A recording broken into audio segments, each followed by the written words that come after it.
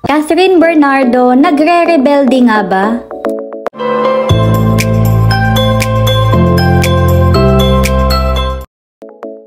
Usap-usapan ngayon sa SOCMED ang hiwalayan di umano ni na Catherine Bernardo at Daniel Padilla.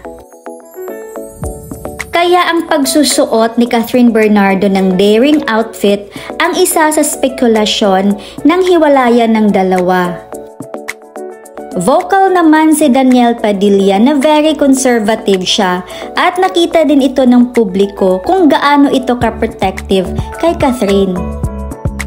At sa kanyang latest photoshoot sa isang lifestyle magazine ay isang new image ang inihain nito sa kanyang mga fans. Parang nag-reinvent ito sa kanyang image, isang bold and fearless Catherine Bernardo ang kanyang inihain.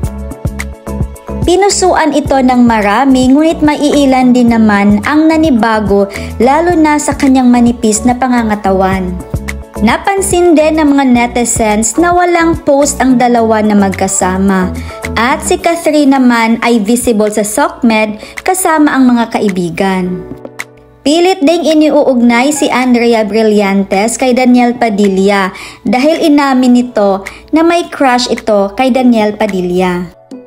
Marami din daw ang nakakita kay Daniel sa BGC na may kasamang ibang babae. Gimmick lang ba o career move ito ng dalawa kaya marami pa tayong aabangan?